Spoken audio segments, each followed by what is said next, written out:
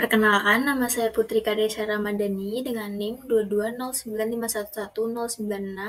Di sini saya akan menjelaskan mengenai salmonellosis. Latar belakang, salmonellosis merupakan penyakit yang disebabkan oleh bakteri Salmonella sp. Sebagian besar kasus ini berhubungan dengan kontaminasi makanan. Tetapi meskipun sebagian besar serotip Salmonella bersifat patogen bagi manusia, hewan juga dapat membawa bakteri ini tanpa gejala. Memelihara hewan peliharaan dapat memberikan manfaat, kesehatan, emosional, dan sosial bagi pemiliknya. Terlepas dari efek menguntungkan dari hewan peliharaan pada kesehatan manusia, hewan juga mungkin membawa bakteri yang berbeda tanpa gejala. Walaupun umumnya bakteri ini membunuh usus, Salmonella sp tersebar luas di lingkungan yang berhubungan dengan peternakan atau pembuangan limbah atau tinja manusia. Salmonella sp sensitif terhadap panas dan sering mati pada suhu 7 derajat Celcius atau lebih tinggi. Salmonella tumbuh dalam kisaran pH 4-9 dan optimal antara pH 6,5 sampai 7,5. Bakteri ini membutuhkan aktivitas air yang tinggi, antara 0,99 dan 0,94. Penghambatan pertumbuhan terjadi pada suhu kurang dari 7 derajat Celcius dengan pH kurang dari 3,8 atau aktivitas air kurang dari 0,94. Untuk ekspor ke mancanegara, persyaratan untuk bahan makanan asal hewan termasuk ikan diharuskan bebas Salmonella sp.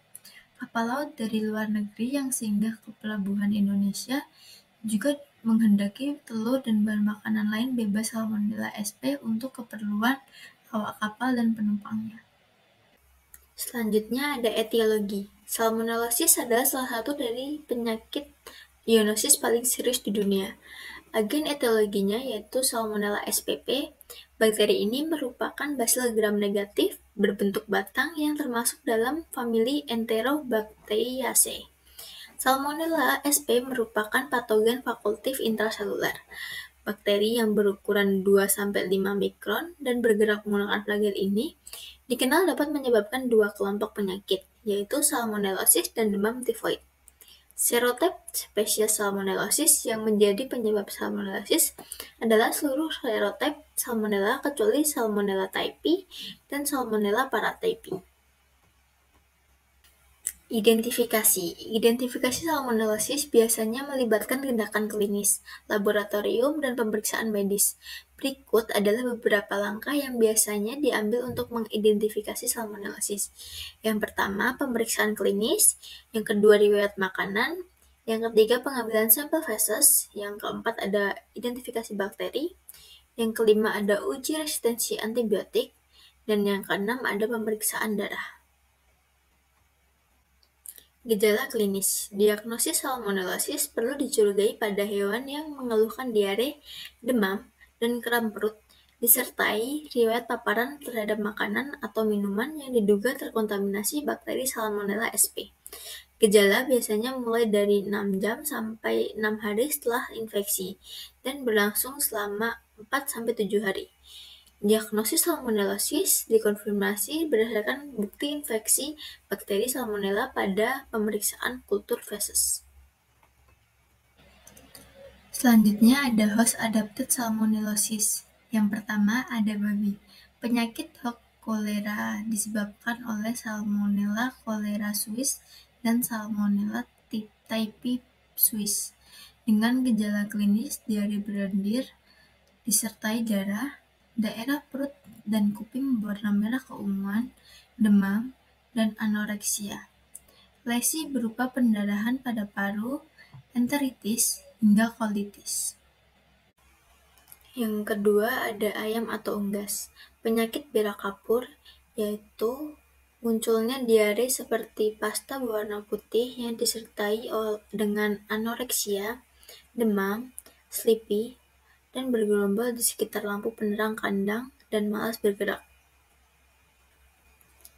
Fall typhoid, diare berlendir atau berdarah, pial berwarna kusam kebiruan, dan jengger berwarna kusam.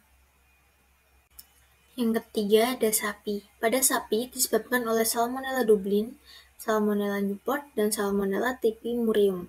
Dengan gejala klinis berlendir atau berdarah, keguguran, demam, dan anoreksia. Lesi berupa penebalan mukosa usus disertai peradangan dan nekrosis. Yang terakhir ada kuda. Pada kuda disebabkan oleh Salmonella abortus equi dengan gejala klinis abortus, diare berlendir atau berdarah, demam, dan anoreksia. Lesi berupa pendarahan pada saluran pencernaan dan reproduksi disertai oleh peradangan. Selanjutnya, non-host adapted salmonellosis. Klasifikasi salmonellosis berdasarkan non-host adapted, yakni tidak memiliki host base definitif yang jelas atau bervariasi. Misalnya, Salmonella typhimurium dapat menyerang hewan dan manusia. Salmonella Newport dan Salmonella Dublin menyerang herbivora. Patogenesis. Yang pertama, ada infeksi Salmonella. Dimulai dengan masuknya bakteri ke dalam tubuh manusia melalui mulut. Ini biasanya terjadi saat seseorang mengkonsumsi makanan atau air yang terkontaminasi oleh Salmonella. Bakteri ini dapat menempel pada makanan mentah, daging, telur, produk susu, dan sayuran yang terkontaminasi. Yang kedua, menempel pada usus. Setelah masuk ke dalam usus, Salmonella menempel pada dinding usus halus dan kolon.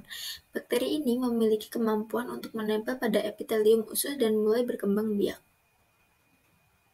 Yang ketiga, invasi epitelium usus.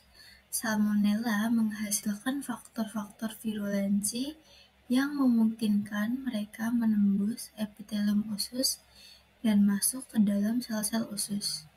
Yang keempat, ada peradangan. Proses invasi Salmonella menyebabkan reaksi peradangan pada usus. Ini dapat mengakibatkan gejala seperti diare, mual, muntah, dan nyeri perut.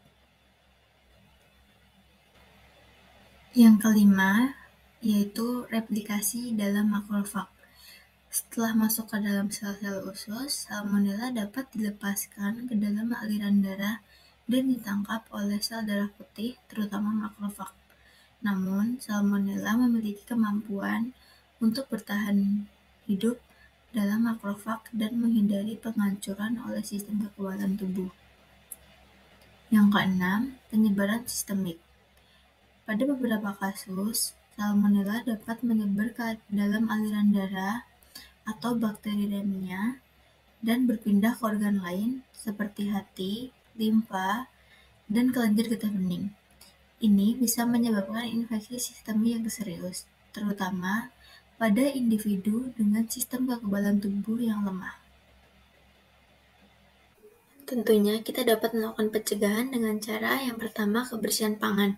Pastikan untuk selalu memasak daging, unggas, dan telur dengan baik untuk membunuh bakteri Salmonella. Yang kedua, bersihkan diri. Ingat untuk selalu cuci tangan sebelum menyiapkan makanan dan sebelum makan. Yang ketiga, hindari konsumsi produk susu mentah. Produk susu mentah atau yang belum dipasteurisasi bisa menjadi sumber kontaminasi Salmonella. Yang keempat, hindari kontak dengan hewan yang terkena bakteri Salmonella atau bisa selalu mencuci tangan setelah berinteraksi dengan hewan. Namun, jika sudah terlanjur terinfeksi oleh bakteri Salmonella sp atau penyakit salmonellosis, kita dapat melakukan pengobatan dengan melakukan isolasi kepada penderita, lakukan terapi menggunakan antibiotika, pemberian vitamin atau zat besi untuk pencegahan anemia, dan segera melakukan tes serologi dengan cepat. Selanjutnya, kesimpulan. Dari beberapa materi tadi, dapat saya simpulkan bahwa salmonellosis merupakan penyakit yang disebabkan oleh bakteri Salmonella sp. Sebagian besar kasus ini berhubungan dengan kontaminasi makanan. Salmonella sp sensitif terhadap panas dan sering mati pada suhu 7 derajat Celcius atau lebih tinggi. Bakteri ini merupakan bacil gram negatif berbentuk batang yang termasuk dalam famili Enterobacteriaceae. Salmonella sp merupakan patogen fakultatif intraseluler. Salmonellosis dapat diidentifikasi dengan pemeriksaan klinis, riwayat makanan, pengambilan sampel feses, identifikasi bakteri, uji resistensi antibiotik, dan pemeriksaan darah. Salmonellosis pada hewan memiliki hospes yaitu babi, unggas, sapi, dan kuda. Daftar pustaka berikut merupakan beberapa referensi jurnal dan buku yang saya gunakan untuk mengerjakan tugas ini. Sekian yang dapat saya sampaikan, kurang lebihnya saya mohon maaf. Terima kasih.